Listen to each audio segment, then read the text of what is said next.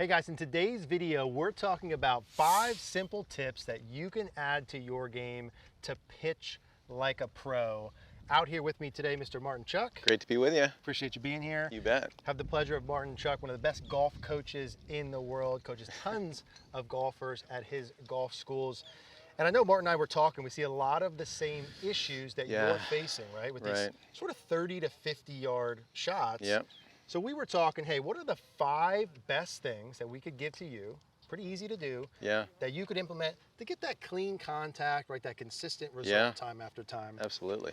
And I know for a lot of us, Martin, if you don't mind taking a step in there. For sure. The first of those 5, and really the most important thing, right, starts with the setup and the feet width, right? Don't we always see that? All the time. We see super wide stances and then obviously everybody thinks, oh, I better just be, you know, stable, and then they can't make an athletic motion. It's actually pretty good from there. Well, I got the club on it, you know.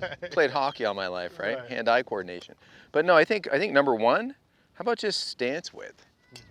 You know, a narrow stance with a ball in the middle of a narrow stance. I love using a T-square. And so I always say to the students, if you just put a club head dimension between your heels with a little bit of toe flare for a bit of stability, now you're off to the races. Because this, you know, this helps you, the simplicity of pivot without being wide and having to, you know, laterally move so much and jeopardize low point. So I think number 1, coach, what do you think? Narrow stance, a little bit of foot flare. And so the club head between the heels is like a quick check. Yeah, that's it. And then notice you probably get about 2 club heads when you have just a casual foot flare. I like the toes. I hate seeing pigeon-toed because then it limits the hip mobility.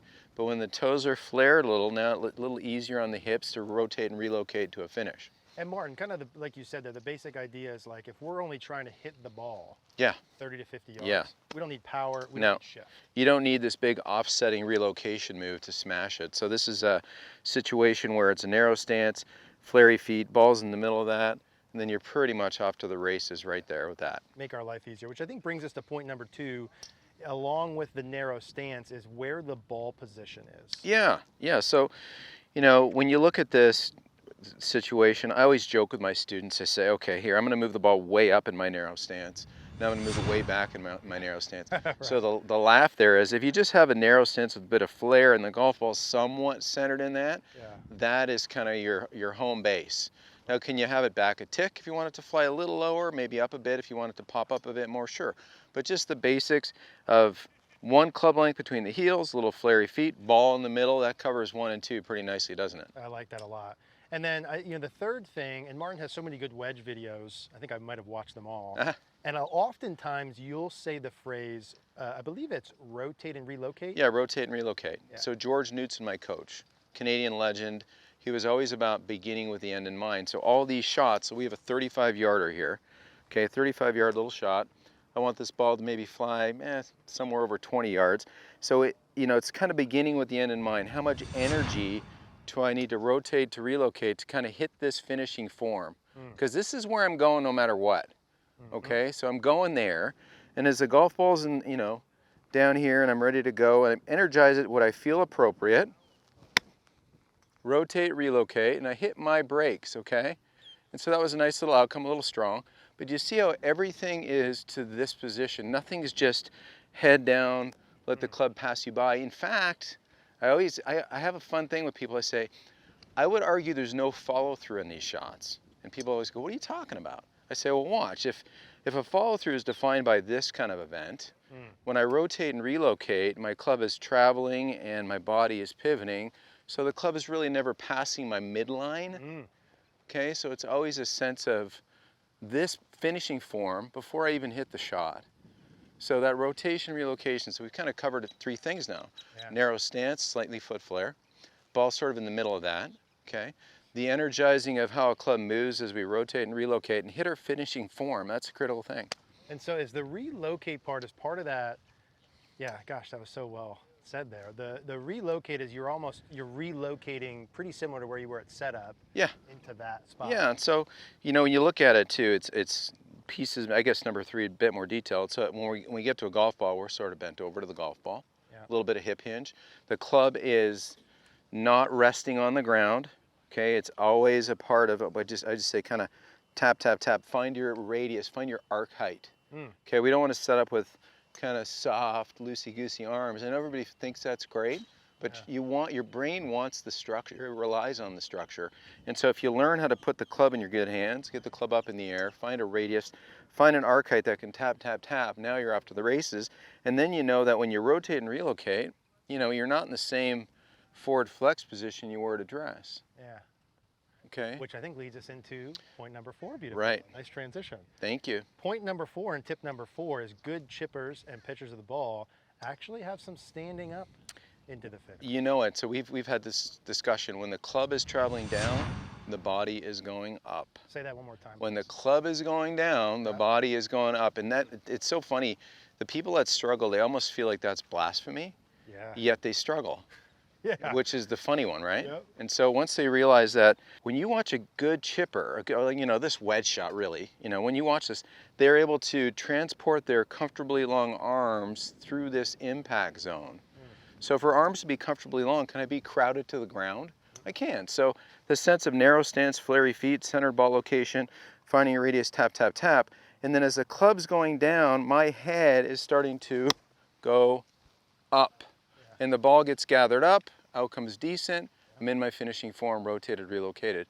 And so we'll have a lot of students, just one-handers, just kind of feeling this sense of pushing up as they go into their finishing form. That's a big one. And like, just for them to see the bad of the not standing up and the staying down. Of course. Well, I think that's from well-meaning friends that maybe can break 90, and they're considered the golf expert for that new golfer. Yep. And what are they taught? They got taught to keep their head down. Yep. And so they're in over this golf ball, and they basically are one of these. And you'll catch the odd one correct, and somebody might say, hey, way to go, let's go play golf. Yeah. But really, we need this sensation of developing a bit of energy that can go to a finishing form, rather than the sense of staying down and freezing the chest.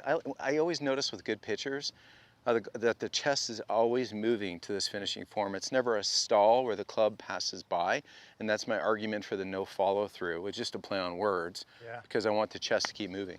So good. And then as we do that, obviously, as our body's turning back and through, a lot of golfers will really make an attempt to try and keep the club straight back, straight through. And our tip number 5 is that you should be swinging the club on an arc. Oh yeah. So, you know, these sticks are convenient. So let me just go ahead and use these for a second. You know, so when you look at these, like this really illustrates, if I have a golf ball down here, and now you can kind of see this arcing shape. Like nothing's going straight here. What has a straight outcome is this delivered face will be straight-ish enough in the blink of collecting the ball at the bottom on the way to the finishing form. So there's really, you know, there's no over twisting. It's just it's a simple side-on game where we have a back up and in instantly, simultaneously, down out gathering the ball to a finishing form. And this is basically something up here that is tipped over. And I tell you what, if people can realize that there is a face and like a gentle relocation and rotation of this, like this face doesn't travel straight back, straight through. It has a subtle opening, rate of closure that gathers the ball. And when I'm finished, that's square. That's not a manipulation of trying to keep something square. And we see that all the time too. And I think, Martin, too, just as a visual, like from the down the line, you say, in terms of the relocating and rotating, when you relocate and rotate on the way back, that arcs it in. You know it. And then when you do it in the follow through, that arcs it back in as well. Right. So from the down the line camera, you know, it's interesting. We'll have some fun with people, and we'll say, you know, as they go to hit a little shot, so they're finding the radius, narrow stance, you know, choosing some energy. As I hit this little shot from the down the line camera, you know, we'll say, look, ma, no hands, meaning that camera right now can't see my hands. Okay, so the camera can see my hands now, but as I'm rotating up here, look, ma, no hands, because all I look like is a rotated body now. You know, when my hands are, you know, and my body's in the way of my hands. It's not something where I'm trying to steer it straight or anything. Gosh, this is so good, Martin. I feel like we could do like literally 50 wedge videos. I think if we could we're going to hit one more. And just, I'm going to recap them as we go. Okay, yeah, for sure. 5 simple tips, right? Yep, absolutely. The feet are close together. Narrow stance, yep, little flare. Roughly 1 club head between. Yeah, 1 club head, perfect. Love that. Okay, and also, you know, I didn't, notice how these short shots, it's not I'm not my full dimension away from the ball. I'm cuddled up on it a little bit. I'm a little closer to it. Okay, narrow stance, flary feet, absolutely. All positions in the middle. In the middle, keep it simple. Is my stance way open? Nope. very square. None of this stuff. Yeah, see that a lot too. I know.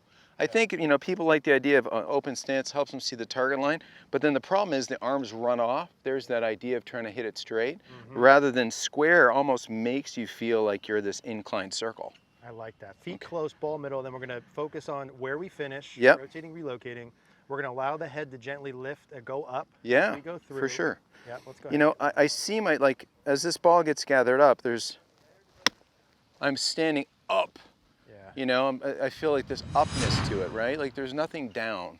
No. Rotate it, enjoy the shot, let the ball respond off the face, and you're gonna do pretty darn good. Club goes in a little bit of an arc. So good. I'm enjoying this. We could do this all day long. It's fun. Guys, obviously when you're pitching, technique-wise is most important. You need to swing the club well, right? But as with all of us, there's margin of error. Okay, there's certain shots that are easier and harder, certain clubs that make your life easy and harder. If you didn't watch, we're gonna put our previous video up where we explain the ONE Wedge and the benefits, how important the bounce is, the weight in the handle. We'll put that link below. We'll put Martin's info down below. Highly suggest you go to a golf school if you can get in with him. He's a busy man. Thank you guys for watching as always. Any questions, leave a comment down below. Click that like button, subscribe. Appreciate you guys watching. Hey, that was great. Appreciate you. Thank you.